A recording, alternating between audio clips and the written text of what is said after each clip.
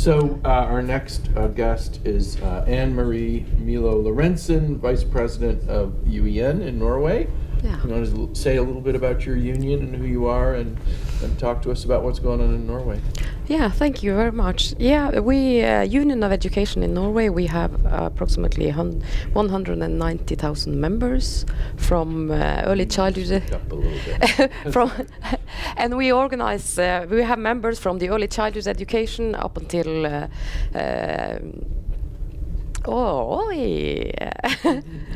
To the university and research, and so we have the whole spectrum of teachers in our union, and we think that's great because we can learn from each other, and we have the same politics from early childhood education and to higher education.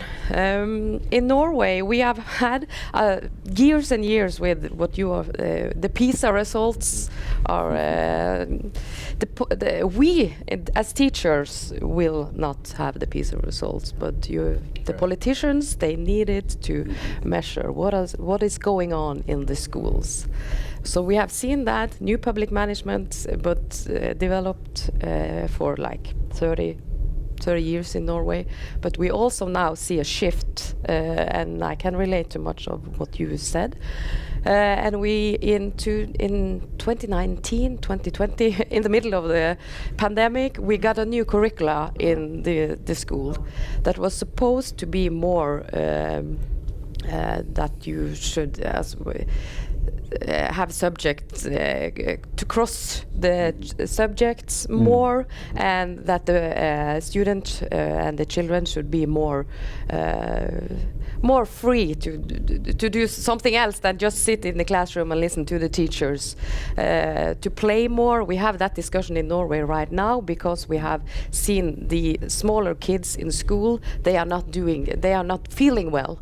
They do not want to be in school because they have to sit down and listen to the teacher for a long time, and we see it in tests and in research that their well-being is not good. So we have to do something. We need a school that is more in terms with what children are. Children are not supposed to sit still when they are 5-6 years old. They have to learn to find their own way to learn.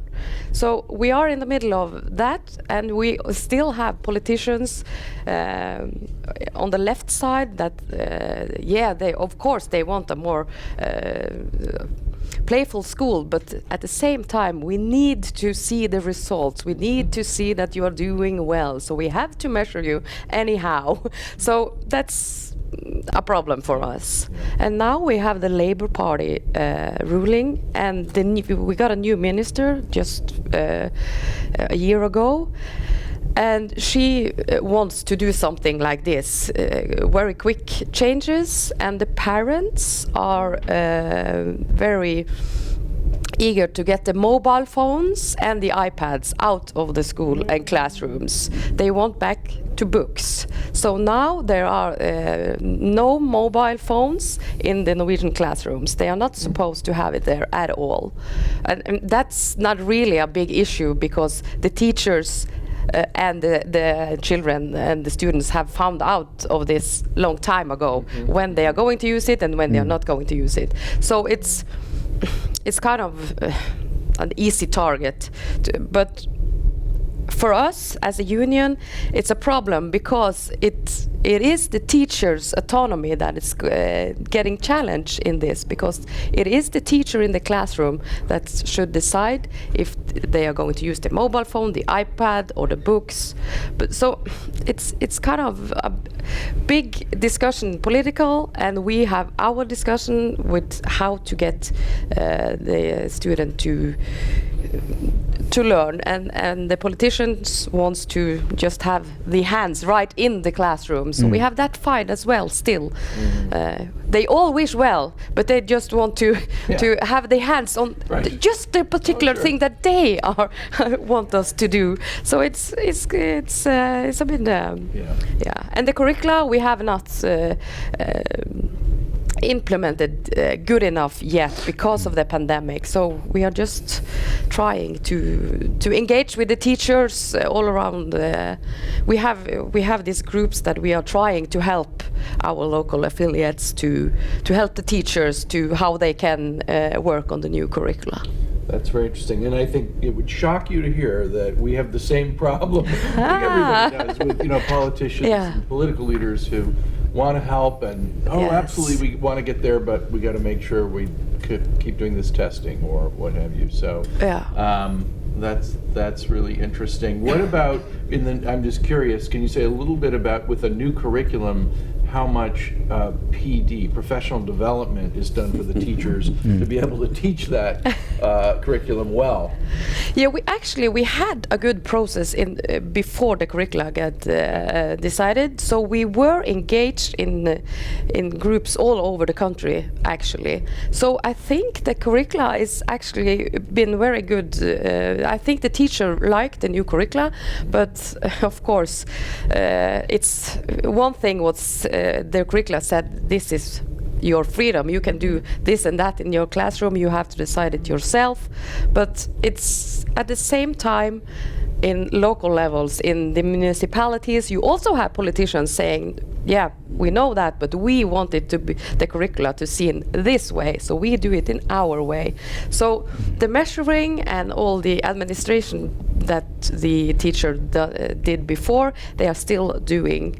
But we hope that with some years we will get further with it. So, yeah. And I should ask this, is there concrete space or examples of experiential learning worked into this curriculum more so than previous? Yes, it is. Yeah, very. And we have tried to, there's a big discussion in Norway now also what to do, as I said, with the 5 and the 6-year-old. The first grade, the first class? Supposed to be, for 20 years ago, the 6-year-old came into the school. Before they were in the early childhood education. And the first grade should be playful and various learning and everything. And now we have an evaluation saying that it's not like that.